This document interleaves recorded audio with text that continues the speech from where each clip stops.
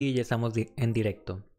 Bienvenidos a esta última transmisión leyendo El día que Nietzsche lloró de Irving Yalom. Después de varios meses leyendo este libro, pues el día de hoy ya le damos finalidad con el capítulo 22. Si has llegado hasta aquí, como siempre, te quiero agradecer por estarme acompañando en esta lectura.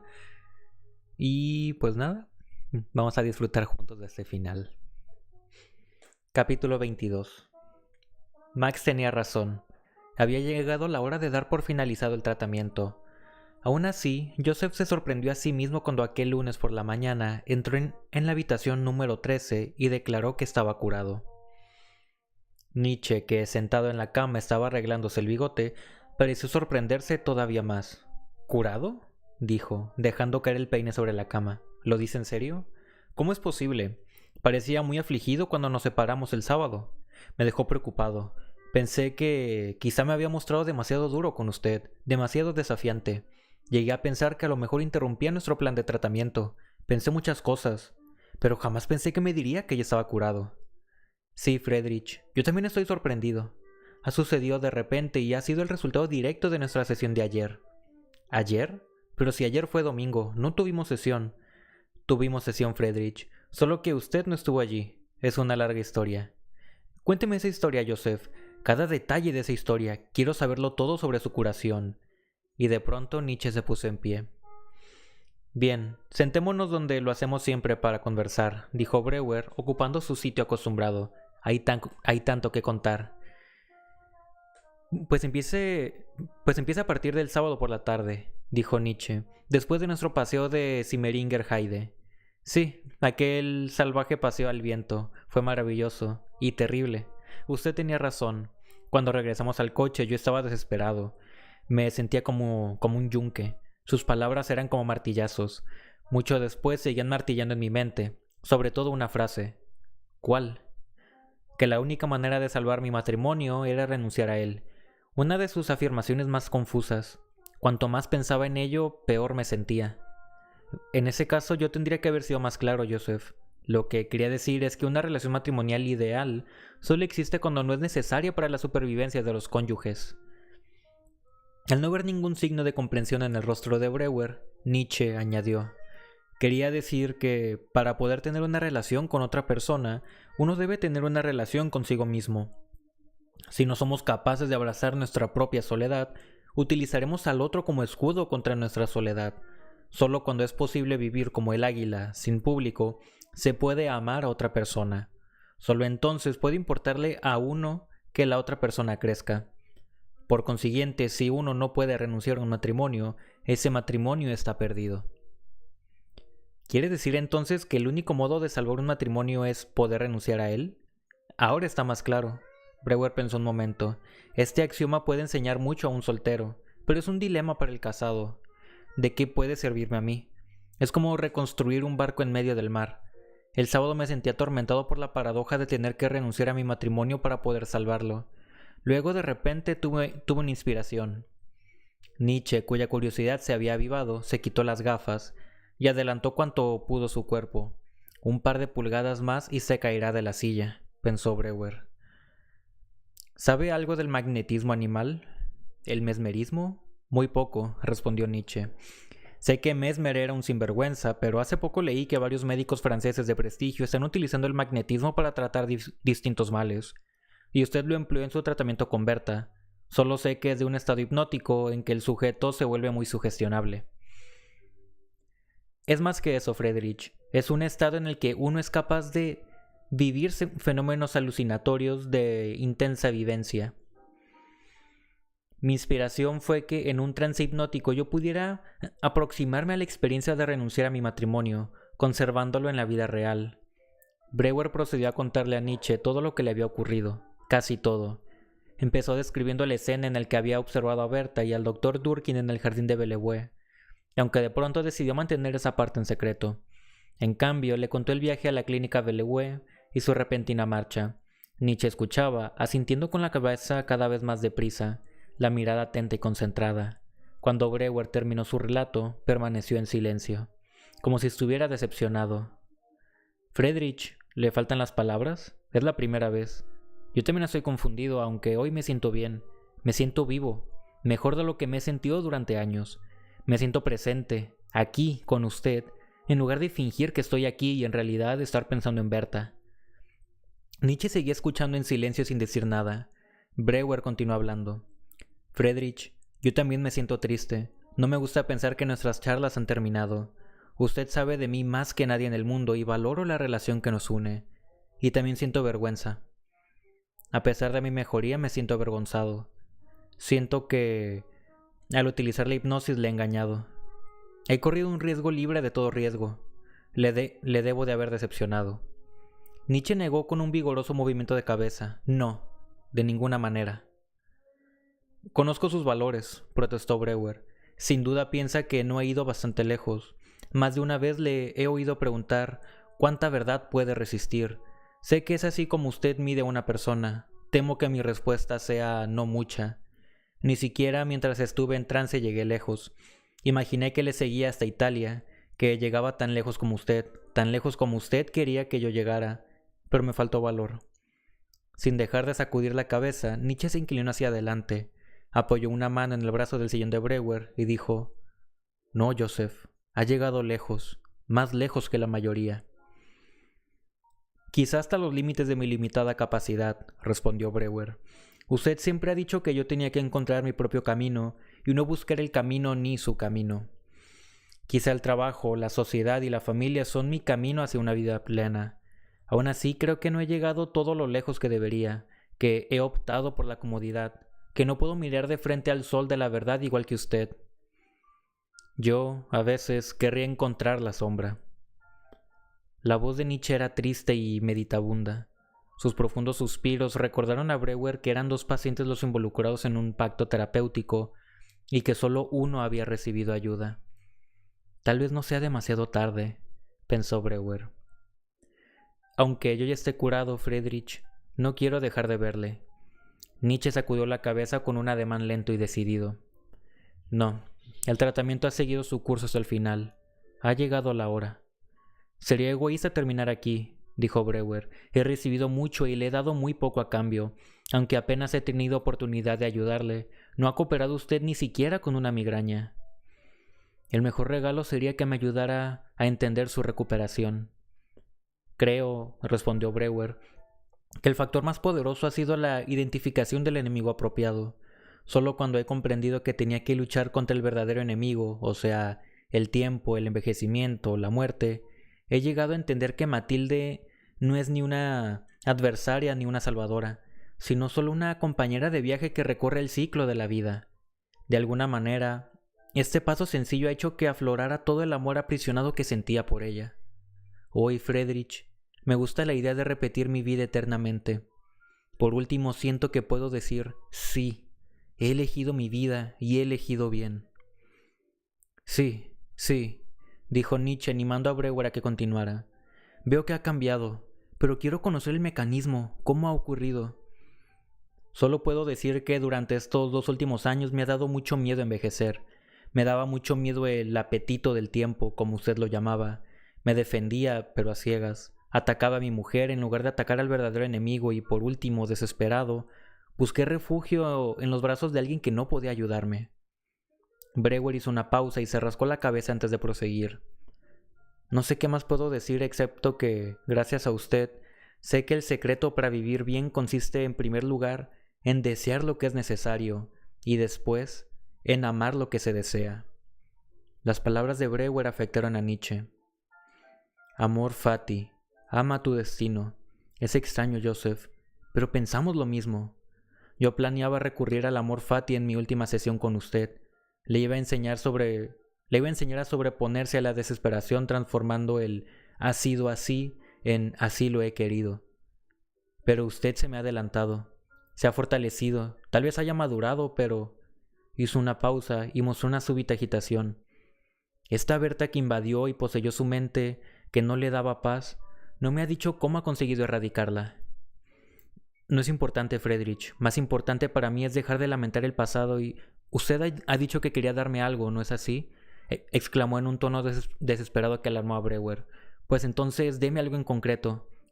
Dígame cómo lo La ha desenterrado de su mente. Quiero saberlo todo, hasta el último detalle.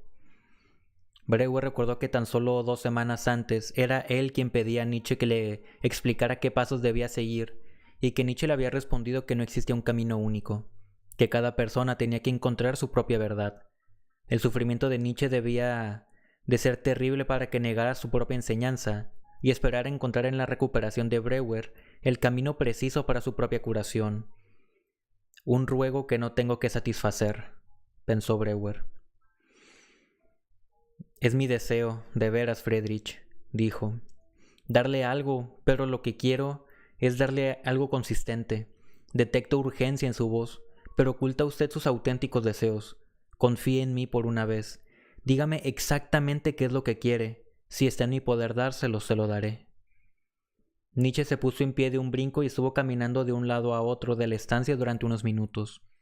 Luego se dirigió a la ventana y se quedó mirando a través del cristal, dándole la espalda a Breuer. Un hombre profundo necesita amigos, empezó diciendo, como si hablara consigo mismo y no con Breuer. Si todo lo demás falla, aún tiene sus dioses. Pero yo no tengo nada, ni amigos, ni dioses. Igual que usted, yo también tengo anhelos, y el mayor de todos es el de encontrar la amistad perfecta. Una amistad interpares. Palabras que embriagan, interpares.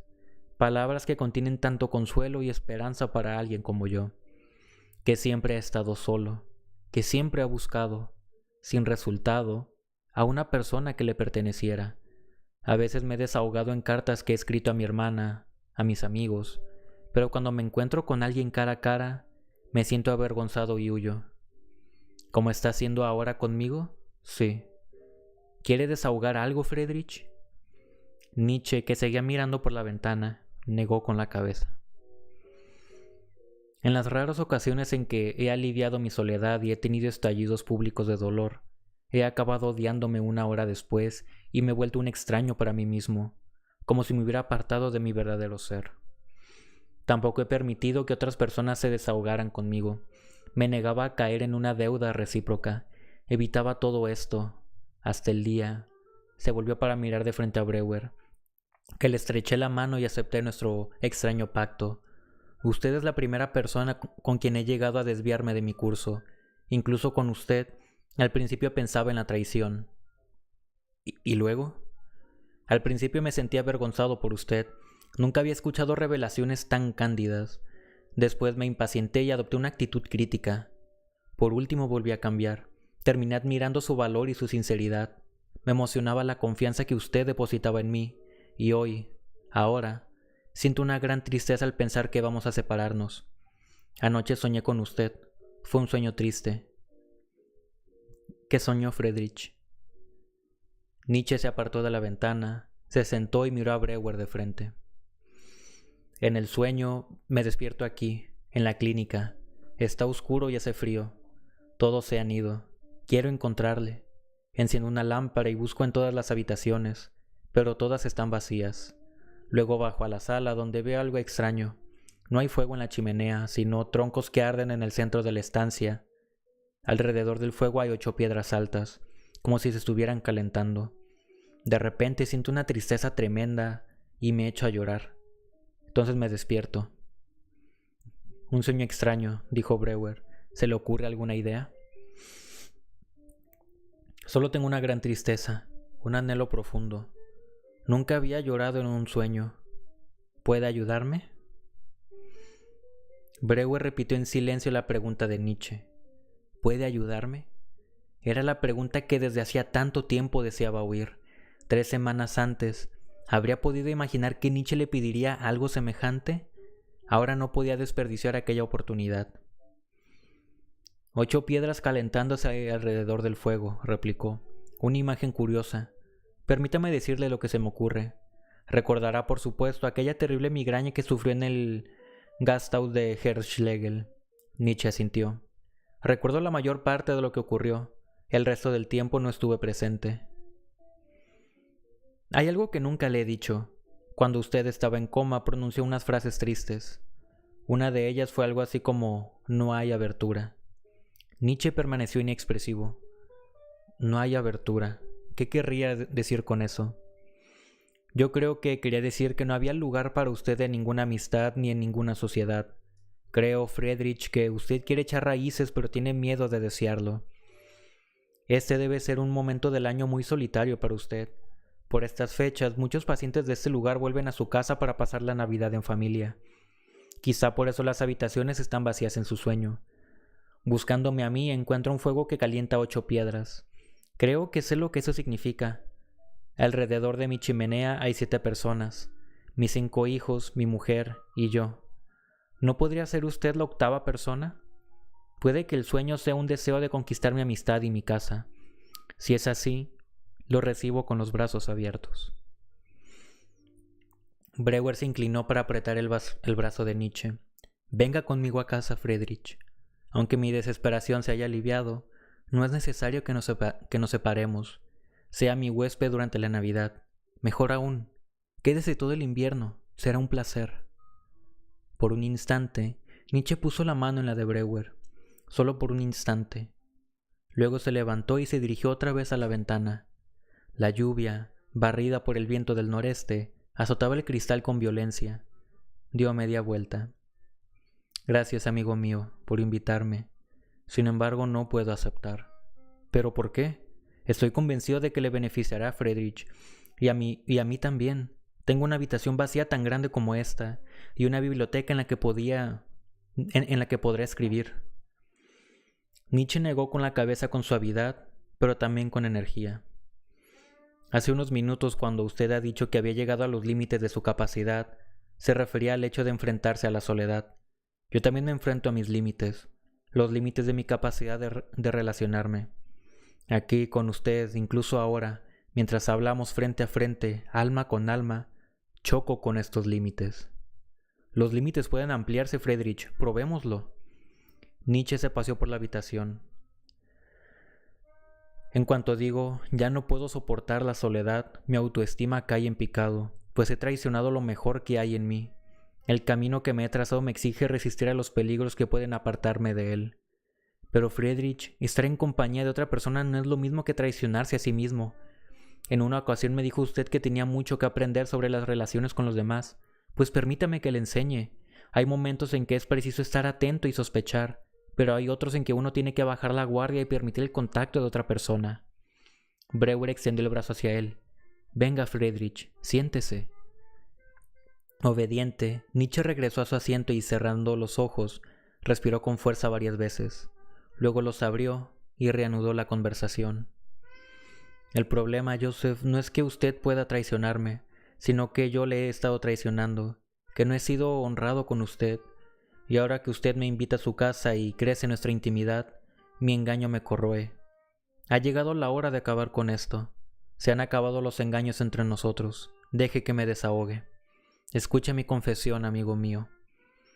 Volviendo la cabeza, Nietzsche fijó la mirada en un pequeño motivo floral de la alfombra persa y empezó a hablar con voz temblorosa. Hace varios meses inicié una relación profunda con una joven rusa llamada Luz Salomé. Hasta entonces nunca me había permitido amar a una mujer, tal vez porque toda la vida me habían abrumado las mujeres. Desde la muerte de mi padre, había vivido rodeado de mujeres frías y distantes. Mi madre, mi hermana, mi abuela y mis tías. Ello debió de establecer en mí actitudes profundamente nocivas, pues desde entonces me ha horrorizado la mera posibilidad de relacionarme con una mujer. La sensualidad, la carne femenina me parece el colmo de la distracción, una barrera que se interpone entre la misión de mi vida y yo. Pero Luz Salomé era diferente, o eso creía yo. Porque aunque era hermosa, parecía ser un alma gemela, el doble de mi mente. Me entendía, me señalaba nuevas direcciones, me impulsaba hacia alturas vertiginosas que nunca había tenido el valor de explorar. Creía que ella sería mi discípula, mi protegida. Pero luego la catástrofe afloró mi lujuria. Ella la utilizó para indisponerme con Paul Ré, mi íntimo amigo, que nos había presentado, de hecho. Ella me hizo creer que yo era el hombre a quien ella estaba destinada, pero cuando me ofrecí, me despreció. Todos me traicionaron. Ella, Ré y mi hermana, que trató de destruir nuestra relación. Ahora todo se ha convertido en cenizas, y vivo apartado de todos aquellos y a quienes amaba. Cuando usted y yo hablamos por primera vez, interpuso Brewer, usted aludió a 3 traiciones. La primera fue la de Richard Wagner, que me traicionó hace mucho tiempo. Ese aguijón ya perdió su fuerza. Las otras 2 fueron la de Luz Salomé y la de Paul Ree. Sí, aludí a ellas, pero fingí haber resuelto la crisis. Ese fue mi engaño. La verdad es que todavía no la he resuelto. Esta mujer, Luz Salomé, invadió mi alma y me instaló en ella. Todavía no puedo erradicarla. No pasa un día, ni siquiera una hora en que no piense en ella. La mayor parte del tiempo la odio. Pienso en castigarla, en humillarla en público. Quiero verla arrastrándose, suplicándome que la acepte. Otras veces sucede lo contrario. La deseo. Imagino que nos cogemos de la mano, que navegamos por el lago Horta, que juntos saludamos el amanecer a orillas del Adriático. Ella es su Berta. Sí, ella es mi Berta. Cada vez que usted describía su obsesión, cada vez que trataba de arrancársela de la mente, cada vez que intentaba entender su significado, usted hablaba también por mí. Estaba haciendo un trabajo doble, el mío y el suyo. Yo me ocultaba como una mujer y, cuando usted ya se había ido, salía de mi escondrijo. Hacía coincidir mis pasos con las huellas de usted y trataba de recorrer el mismo sendero que usted. Como cobarde que soy, me agazapaba detrás de usted y permitía que usted solo hiciera frente a los peligros y humillaciones del camino.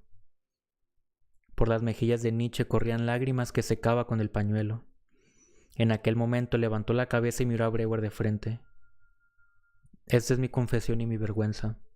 Ahora comprenderá usted mi enorme interés por su liberación. Su liberación puede ser la mía. Ahora sabrá por qué es importante para mí saber exactamente cómo desterró a Berta de su mente. ¿Me lo dirá ahora? Pero Brewer sacudió la cabeza. La experiencia que tuve durante mi trance se ha vuelto confusa, pero aun cuando pudiera recordar los detalles precisos, ¿qué valor tendrían para usted, Friedrich? Usted mismo me ha dicho que no existe un camino único, que la única gran verdad es la verdad que descubrimos solos. Nietzsche bajó la cabeza. Sí, tiene razón, dijo.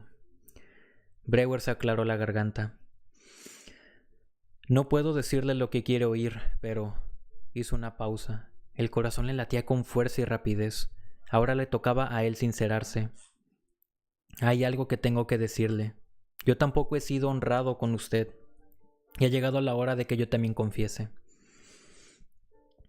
Brewer tuvo la repentina y horrenda premonición de que, pese a lo que pudiera decir o hacer, Nietzsche interpretaría su actitud como la 4ª traición que sufría en la vida.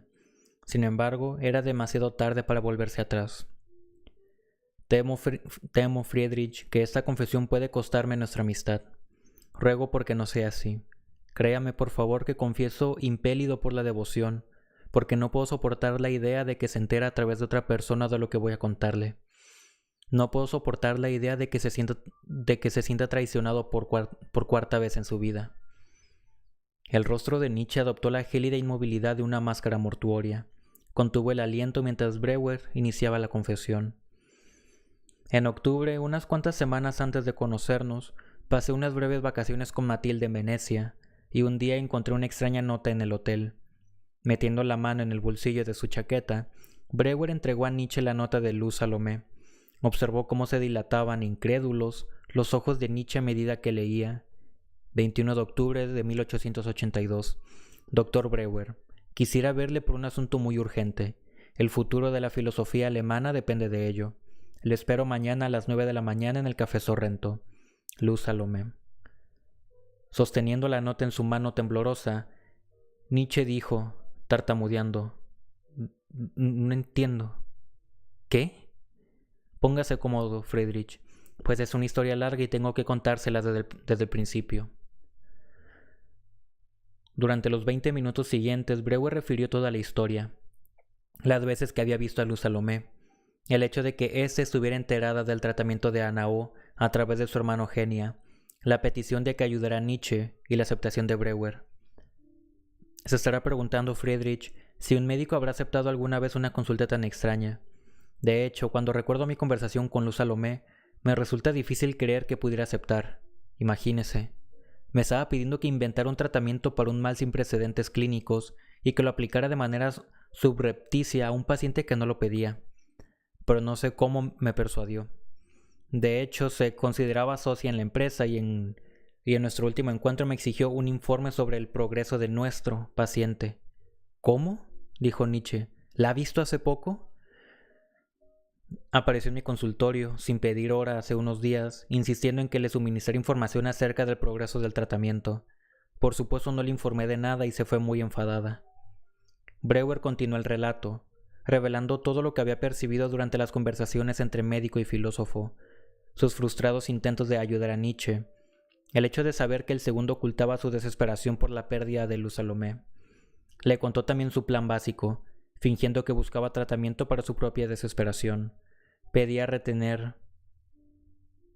Fingiendo que buscaba tratamiento para su propia desesperación, podía retener a Nietzsche en Viena. Nietzsche saltó ante aquella revelación. ¿De modo que todo esto ha sido una farsa? Pues al principio lo fue, reconoció Breuer. Mi plan era manipularle, hacerme pasar por un paciente que cooperaba mientras poco a poco invertía los papeles y lo convertía a usted en paciente. Pero la verdadera ironía ocurrió cuando me convertí en mi personaje, cuando mi impostura, fingirme paciente, se hizo realidad. ¿Qué más quedaba por decir? Breuer buscó otros detalles en su mente, pero no encontró ninguno. Lo había confesado todo. Con los ojos cerrados, Nietzsche inclinó la cabeza y se la cogió con ambas manos. «¿Friedrich se encuentra bien?», le preguntó Breuer afligido. «La cabeza. Vio destellos en los dos ojos». Breuer recuperó la profesionalidad en el acto. «Se está produciendo una migraña. En esa etapa podemos detenerla. Lo mejor es cafeína y ergotamina. No se mueva. Volveré enseguida». Saliendo a toda prisa de la estancia, corrió escaleras abajo hacia el mostrador central de las enfermeras y de allí a la cocina. Regresó a los pocos minutos con una taza, una cafetera llena, agua y unas pastillas. «Primero tomes esas pastillas, ergotamina y sales de magnesio para proteger el estómago. Luego quiero que se beba todo el café». Una vez Nietzsche se hubo tomado las píldoras, Breuer le preguntó: «¿Quiere acostarse?» No, tenemos que acabar esto». «Apoya la cabeza en el respaldo. Dejaré la habitación a oscuras. Cuantos menos estímulos visuales reciba, mejor». Breuer bajó las persianas de las 3 ventanas y luego preparó una compresa de agua fría que puso sobre los ojos de Nietzsche. Permanecieron callados en la penumbra durante unos minutos. Luego Nietzsche habló en voz muy baja.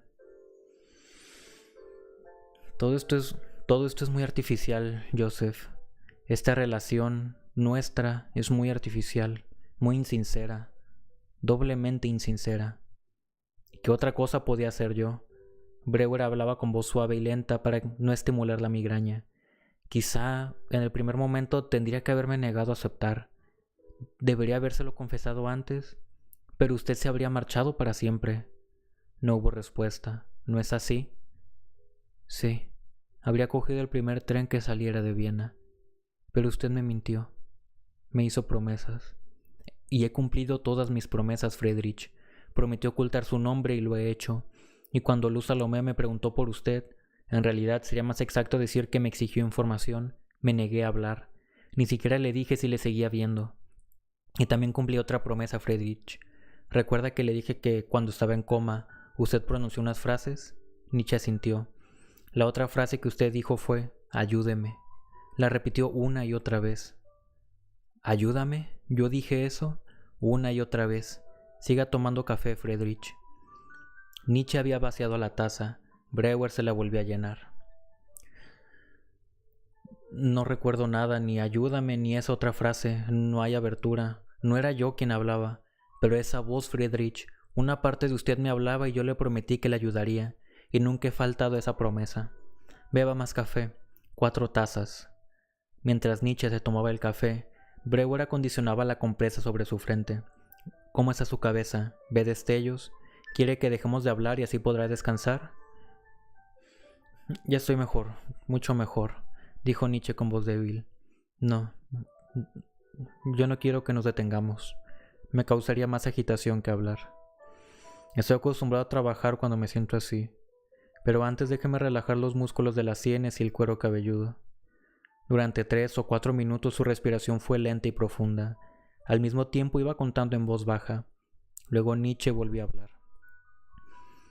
Así está mejor. A menudo cuento la respiración e imagino que mis músculos se relajan con cada número. A veces solo me concentro en la respiración. ¿Se ha fijado en que el aire que se inhala siempre es más fresco que el que se exhala? Brewer lo esperó y esperó. Menos mal que ha empezado a tener migraña, pensó. Eso al menos le obliga, aunque sea por poco tiempo, a quedarse donde está. La compresa ocultaba el rostro de Nietzsche, de modo que solo su boca quedaba al descubierto. Le tembló un instante el bigote, como si estuviera a punto de decir algo, y luego, al parecer, lo pensó mejor. Nietzsche sonrió. Usted pensaba en manipularme y yo, por mi parte, creía que lo estaba manipulando a usted. Pero Friedrich, lo que empezó siendo una manipulación ha acabado convirtiéndose en sinceridad. Y detrás de todo estaba Luz Salomé, en su pose predilecta, empuñando las riendas, látigo en mano y controlándonos a los dos. Usted me ha dicho muchas cosas, Joseph, pero ha omitido algo. Brewer extendió las manos, las palmas hacia arriba. Se lo he contado todo, no tengo nada más que ocultar. Sus motivos para hacer esta intriga, esta tortuosidad, el tiempo consumido, la energía. Usted es un médico muy ocupado. ¿Por qué ha hecho todo esto? ¿Por qué aceptó involucrarse en algo semejante? Es una pregunta que me he hecho muchas veces, dijo Brewer. No sé la respuesta, salvo que lo hice para complacer a Luz Salomé. De alguna manera me hechizó. No pude negarme. Sin embargo, se negó a proporcionarle información sobre mí la última vez que apareció en su consultorio. Sí, pero entonces ya le había conocido a usted. Le había hecho promesas. Créame, Friedrich, no le gustó. Le felicito por haber sido capaz de no ceder. Hizo algo que yo nunca he podido hacer. Pero dígame, al principio, en Venecia, ¿cómo le hechizó? No estoy seguro de poder responderle. Solo sé que media hora después de encontrarme con ella me sentí incapaz de negarle nada. Sí, ese mismo efecto tenía sobre mí. Tendría que haber visto con qué decisión se dirigió a mi mesa en el café. Conozco esa forma de andar, dijo Nietzsche, su marcha imperial romana. No se molesta en comprobar si hay obstáculos, como si nada pudiera interponerse en su camino. Sí, y que aires de indiscutible seguridad. Además se caracteriza por la libertad, en sus ropas, su pelo, su vestido. Libre por completo de todo convencionalismo. Nietzsche asintió. Sí, su libertad es increíble. Admirable. Es algo que podríamos aprender de ella. Movió la cabeza con lentitud y pareció satisfecho al notar que no sentía dolor. Muchas veces he pensado en Luz Salomé como una especie de mutación, sobre todo si se tiene en cuenta que su libertad floreció en medio de un denso bosquecillo burgués. Su padre era un general ruso, ¿sabe? Miró de repente a Brewer. Imagino que enseguida adoptó un talante muy personal con usted, ¿no es cierto? Seguro que le sugirió que le llamara por su nombre de pila. Así es. Y me miraba a los ojos y me tocaba la mano mientras hablábamos. Ah, sí. Eso me resulta muy familiar. La primera vez que nos vimos, Joseph, me desarmó del todo al cogerme del brazo cuando yo ya me iba y ofrecerse a acompañarme al hotel. Conmigo hizo lo mismo. Nietzsche se puso rígido, pero siguió hablando. Me dijo que no quería dejarme tan pronto, que tenía que pasar más tiempo conmigo. A mí me dijo lo mismo Friedrich, y luego le molestó que le dijera que a mi mujer podría no gustarle verme caminando con una joven. Nietzsche rió entre dientes. Sé cómo debió de reaccionar ante eso. Ella no ve con buenos ojos el matrimonio convencional. Considera que es un eufemismo que designa la esclavitud femenina. Las mismas palabras que utilizó conmigo. Nietzsche se hundió en su asiento. Se burla de todos los convencionalismos excepto de uno. Cuando de hombres y sexo se trata, es tan casta como una carmelita. Brewer asintió. Sí, pero creo que quizá no interpretamos bien los mensajes que envía. Es una muchacha, una niña, inconsciente del impacto que su belleza causa en los hombres. En eso no estoy de acuerdo con usted, Joseph. Tiene plena conciencia de su belleza.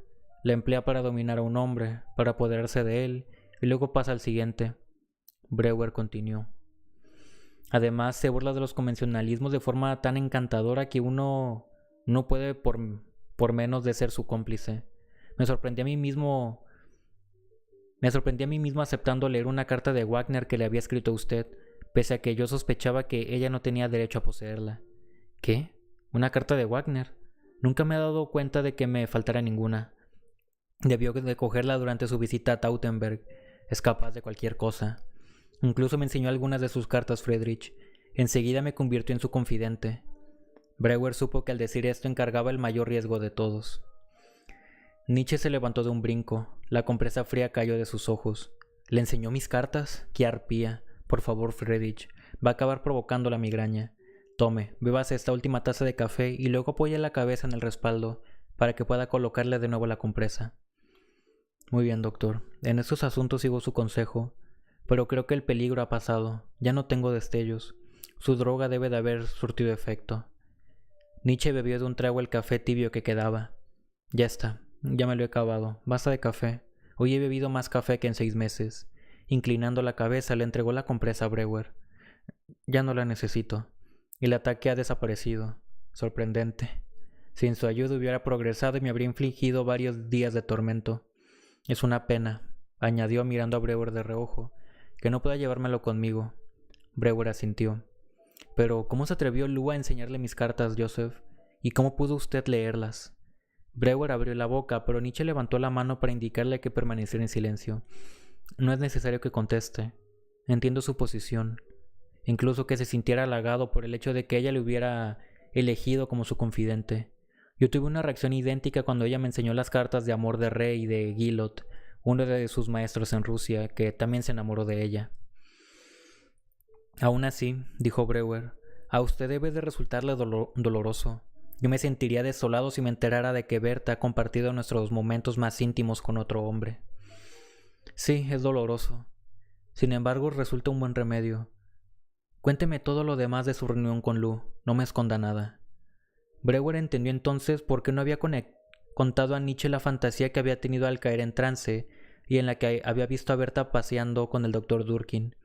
Aquella fuerte experiencia emocional le había liberado de ella, y eso era precisamente lo que necesitaba Nietzsche, no la descripción de la experiencia de otro, ni una comprensión intelectual, sino su propia experiencia, lo bastante fuerte para arrancar de un tirón los significados ilusorios que había atribuido a aquella rusa de 21 años.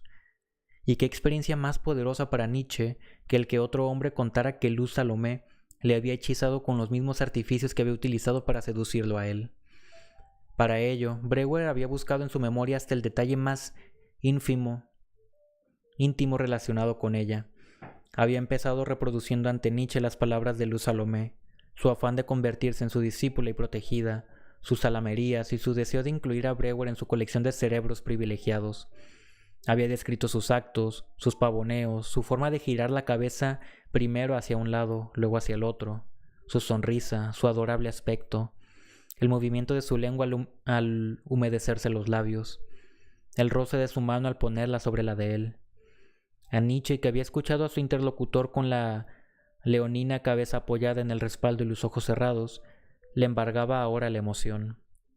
Friedrich, ¿qué has sentido mientras le he estado contando todo esto?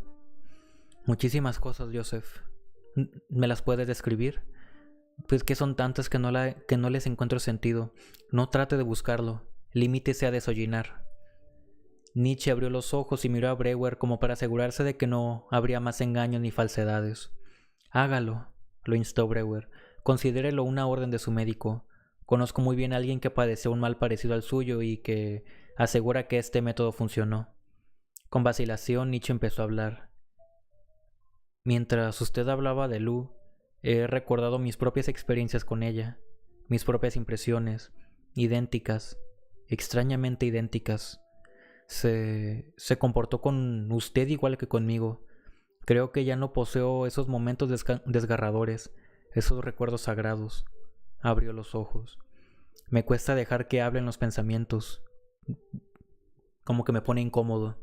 Créame, yo en persona he comprobado que esa incomodidad que usted siente ahora rara vez va mal. Continúe. Endurezcase siendo tierno. Confío en usted. Sé que habla por experiencia. Siento... Nietzsche se detuvo ruborizado. Brewer le dio ánimos para seguir. Vuelva a cerrar los ojos, Friedrich. Tal vez le resulte más fácil si habla sin mirarme. O estírese en la cama. No, pienso quedarme aquí. Lo que quería decir era que me alegro de que conociera usted a Lou, pues ahora me conoce a mí, y siento que hay un lazo que me une a usted, pero al mismo tiempo siento ira y me siento ultrajado. Nietzsche abrió los ojos como para asegurarse de que no había ofendido a Brewer, y luego con voz suave prosiguió. Me siento ultrajado por su profanación. Usted ha pisoteado mi amor, lo ha triturado y lo ha convertido en polvo. Me duele aquí. Se llevó el puño al pecho. Sé de qué dolor está hablando Friedrich. Yo también lo he sentido. ¿Se acuerda de lo mucho que me molestaba que llamara inválida a Berta? ¿Se acuerda? Hoy soy el yunque, le interrumpió Nietzsche. Y sus palabras son los martillazos que destruyen la ciudadela de mi amor. Siga, Friedrich. Eso es lo que siento. Además de tristeza y una intensa sensación de pérdida. ¿Qué ha perdido hoy?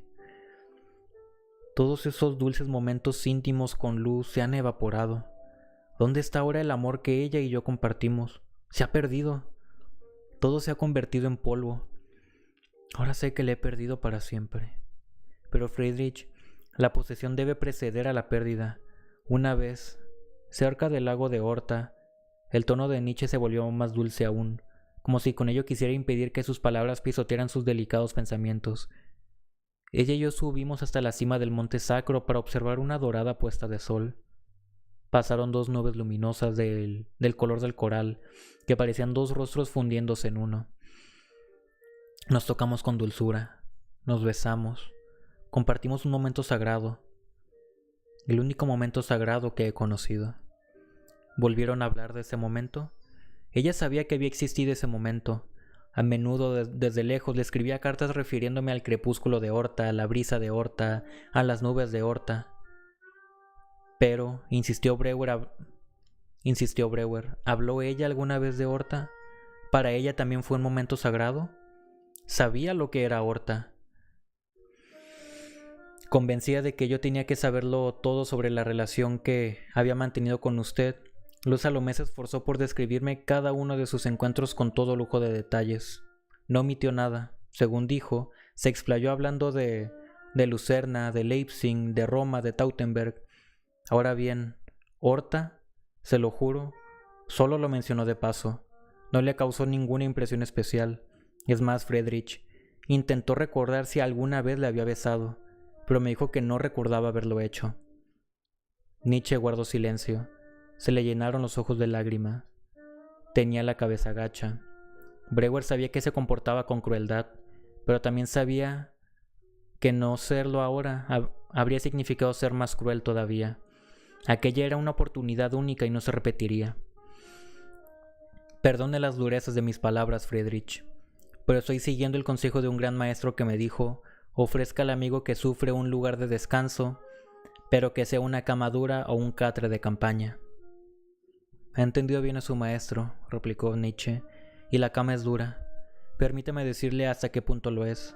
No sé si podré hacerle comprender lo mucho que he perdido. Durante 15 años usted ha compartido el lecho con Matilde. Usted es el centro de su vida. Ella le cuida, le toca, sabe que le gusta comer, se preocupa por usted si llega tarde. Cuando yo destierre a Luz Salomé de mi mente y me doy cuenta de que eso es lo que me está ocurriendo ahora, ¿sabe qué me quedará? Los ojos de Nietzsche, clavados en los de Brewer, parecían perforar el interior de su interlocutor, como si estuvieran leyendo un escrito que Brewer llevara dentro de sí. ¿Sabe que ninguna otra mujer me ha tocado? ¿Sabe qué es no haber sido nunca amado ni tocado? Vivir una vida en la que nadie se fija lo más mínimo. ¿Sabe lo que es eso?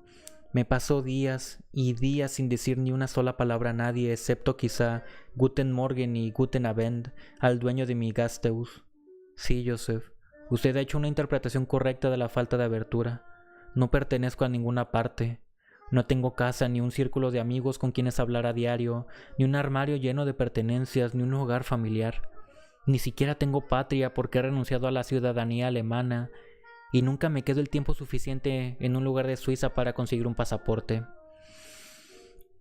Nietzsche dirigió a Brewer una mirada muy escrutadora, como si quisiera que lo interrumpiera, pero Brewer permaneció callado. Joseph, sé cómo disimular y cómo soportar en secreto la soledad e incluso glorificarla, Digo que tengo que permanecer apartado de los demás para pensar de forma independiente. Digo que las grandes mentes del pasado me acompañan, que se arrastran desde sus escondites para florecer bajo la luz de mi sol.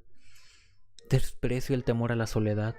Declaro que los grandes hombres tienen que soportar grandes dolores y que he volado tan lejos hacia el futuro que ya nadie puede acompañarme.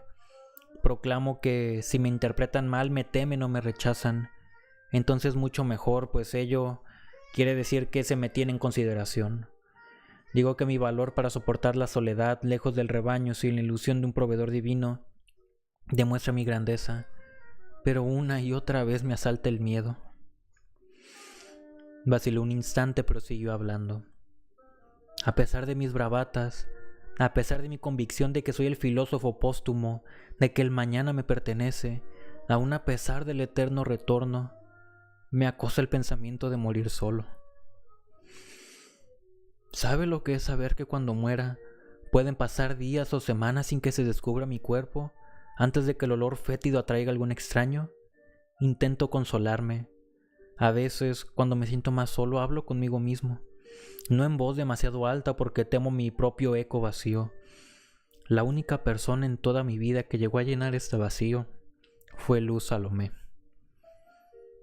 A Breuer no le salió la voz para expresar su tristeza y su gratitud por el hecho de que Nietzsche le hubiera elegido para confiarle aquellos grandes secretos, por lo que se limitó a escuchar en silencio.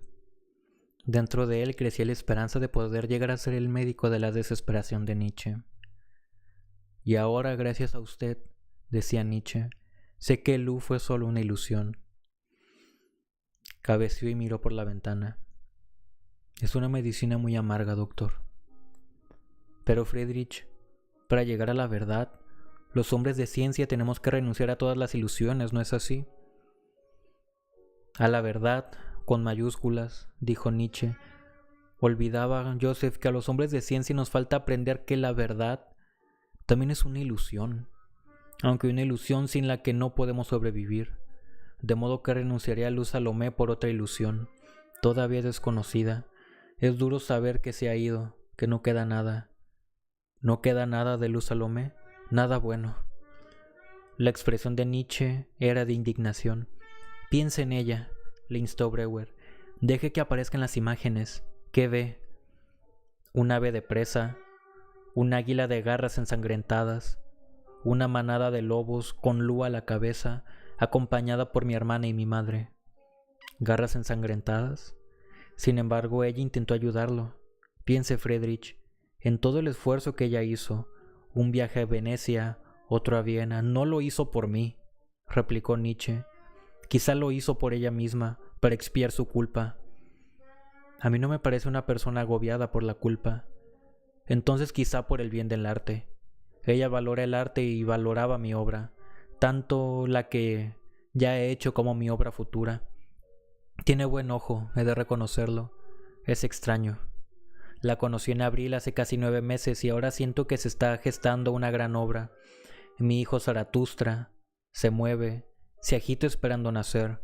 Quizá 9 meses antes sembrará ella la semilla de Zaratustra en los surcos de mi cerebro. Puede que ese sea su destino, fecundar las mentes fértiles para que produzcan grandes libros. Entonces, aventuró Breuer, puesto que se dirigió a mí con el fin de ayudarle a usted, tal vez Luz Salomé no sea una enemiga. No. Nietzsche golpeó el brazo de su asiento. Eso lo dice usted, no yo. Se equivoca, Joseph. Nunca aceptaré que estuviera preocupada por mí. Se dirigió a usted pensando en sí misma, para cumplir su destino. Nunca pensó en mí. Me utilizó. Lo que me ha contado usted lo confirmará. Lo confirma. ¿Cómo? Preguntó Breuer, aunque sabía la respuesta. ¿Cómo? Es obvio. Usted mismo me lo ha dicho. Lu es como Berta, un autómata que desempeña su papel siempre el mismo. Conmigo, con usted, con un hombre después de otro. No importa de qué hombre se trata. Nos sedujo a usted y a mí de la misma manera, con la misma tortuosidad, la misma astucia, los mismos ademanes, las mismas promesas. Y sin embargo, esta autómata le gobierna, domina su mente. A usted le preocupa su opinión y su roce le hace languidecer. No, ya no languideceo. Lo que siento ahora es rabia. Hacia Luz Salomé. No, ella es indigna de mi ira. Me odio a mí mismo. Me enfado conmigo mismo por la lujuria que me llevó a desear a una mujer así. ¿Este resentimiento, se preguntó Brewer, es mejor que la obsesión o la soledad? Erradicar a Luz Salomé de la mente de Nietzsche solo es parte del procedimiento. También necesito cauterizar la herida abierta que ha quedado en su lugar. ¿Por qué tanta furia hacia usted mismo?, preguntó. Recuerdo que una vez dijo que todos tenemos perros salvajes ladrando en el sótano. No sabe cuánto me gustaría que fuera usted más amable, más generoso con su propia humanidad. ¿Recuerda mi primera frase de granito? Se la repetí muchas veces, Joseph. Llegue a ser quien es. Eso significa no solo que debe perfeccionarse, sino también que no debe ser presa de los designios que otra persona tiene con respecto a usted. Pero caer luchando en poder de otro es preferible a ser presa de la mujer autómata que ni siquiera te ve. Eso es imperdonable. Pero en realidad, Friedrich, ¿vio usted alguna vez a Luz Salomé? Nietzsche sacudió la cabeza. ¿Qué quiere decir?, preguntó. Ella tal vez desempeñara su papel, pero ¿qué papel desempeñó usted? ¿Fuimos usted y yo tan diferentes de ella? ¿La vio, o por el contrario, solo vio a una presa, o sea, a una discípula, a una sucesora, un terreno abonado para sus pensamientos? Puede que, al igual que yo, usted viera en ella la belleza, la juventud, una almohada de raso, un recipiente en el que verter su lujuria. ¿Y acaso no significaba también un trofeo en su competición con Paul Ré? ¿La vio usted a ella o en realidad vio a Paul Ré cuando, después de verla por primera vez, le pidió a él que la propusiera matrimonio en su nombre? Yo creo que usted no deseaba a Luz Salomé, sino a una persona como ella. Nietzsche se quedó callado. Brewer siguió hablando. Nunca olvidaré nuestro paseo por Simmeringer Heide. Aquel paseo cambió mi vida en muchos sentidos, de todo lo que aprendí aquel día. Quizá lo más importante fue que yo no había entablado una relación directa con Berta, sino con los significados privados que yo le asignaba, significados que no tenían nada que ver con ella. Usted hizo que me diera cuenta de que nunca la vi como era en realidad, que ninguno de los dos vio al otro nunca. Friedrich, ¿no le ocurre a usted lo mismo? Tal vez nadie tenga la culpa de nada. Tal vez Luz Salomé haya sido tan utilizada como usted. Puede que todos seamos compañeros de sufrimiento, incapaces de ver al otro como es. No pretendo entender lo que desean las mujeres. El tono de voz de Nietzsche era cortante y susceptible a la vez. Lo que pretendo es evitarlas. Las mujeres corrompen y estropean. Tal vez lo mejor sea decir que no estoy hecho para ellas y dejarlo así. Con el tiempo seré yo quien pierda. De vez en cuando el hombre necesita una mujer, lo mismo que necesita comida casera. La implacable respuesta de Nietzsche sumió a Brewer en sus propios pensamientos. Pensó en el placer que le proporcionaban Matilda y su familia, incluso en la satisfacción que obtenía de su nueva forma de percibir a Berta. Era triste pensar que su amigo se privaría para siempre de tales experiencias. Sin embargo, no se le ocurría ningún modo de alterar la visión distorsionada que tenía Nietzsche de las mujeres. Quizá era esperar demasiado. Quizá Nietzsche tuviera razón cuando decía que su actitud hacia las mujeres se habían formado en los primeros años de su vida. Quizá esas actitudes estaban tan enquistadas en su interior que nunca estarían al alcance de un tratamiento de conversación. Entonces Brewer se percató de que ya no le quedaban ideas. Por otra parte, quedaba poco tiempo. Nietzsche no permanecería tan comunicativo mucho más. De pronto, Nietzsche se quitó las gafas, hundió la cara en su pañuelo y empezó a llorar. Brewer se quedó atónito. Tenía que decir algo. Yo también lloré cuando supe que tenía que renunciar a Berta. Resultaba tan difícil renunciar a esa visión, a esa magia. ¿Está llorando por Luz Salomé? Con la cara oculta en el pañuelo, Nietzsche se sonó la nariz y negó con la cabeza. ¿Por su soledad, entonces? Nietzsche volvió a negar con la cabeza. ¿Sabe por qué llora, Friedrich? No estoy muy seguro, fue la respuesta de Nietzsche. A Brewer se le ocurrió una idea extravagante. Friedrich, hagamos un experimento. ¿Puede imaginar que sus lágrimas tiene voz? Bajando el pañuelo, Nietzsche lo miró intrigado. Tenía los ojos enrojecidos. Inténtelo durante 1 minuto o 2, le instó Brewer con suavidad. Preste voz a sus lágrimas. ¿Qué dirían? Me siento estúpido. Yo también me sentía estúpido cuando hacía todos los experimentos que usted sugería. Se lo pido por favor, inténtelo. Sin mirarlo, Nietzsche empezó a hablar. Si una de mis lágrimas tuviera voz, diría... Hablaba en un susurro silbante. Diría... Por fin libre. Tantos años encerrada. Este hombre tan seco y mezquino nunca me ha permitido fluir. ¿Es esto lo que quiere?, preguntó adoptando su voz normal. Sí, muy bien. Continúe. ¿Qué más? ¿Qué más? Las lágrimas dirían... Otra vez el susurro silbante. Es fantástico ser libres. 40 años en una laguna estancada. Por fin se hace limpieza general. Ah, cuántas ganas tenía de escapar. Pero no había salida, hasta que este médico vienés abrió la oxidada compuerta. Nietzsche se detuvo y se llevó el pañuelo a los ojos. Gracias, dijo Breuer. Soy quien abre las oxidadas compuertas. Considero que es un gran cumplido. Ahora, con su propia voz, dígame algo más de esa tristeza que se oculta tras sus lágrimas. No, no es tristeza. Al contrario, hace unos minutos, cuando he hablado de morir solo, me he sentido aliviado. No se trata tanto de lo que he dicho cuanto de lo que haya dicho, de que por fin haya comunicado a otro lo que sentía. Siga hablándome de ese sentimiento. Ha sido algo poderoso, conmovedor. Ha sido un momento sagrado. Por eso he llorado. Por eso estoy llorando ahora. Nunca me había pasado. Mírame. No puedo contener las lágrimas. Está muy bien, Friedrich. Las lágrimas purifican. Con el rostro entre las manos, Nietzsche asintió.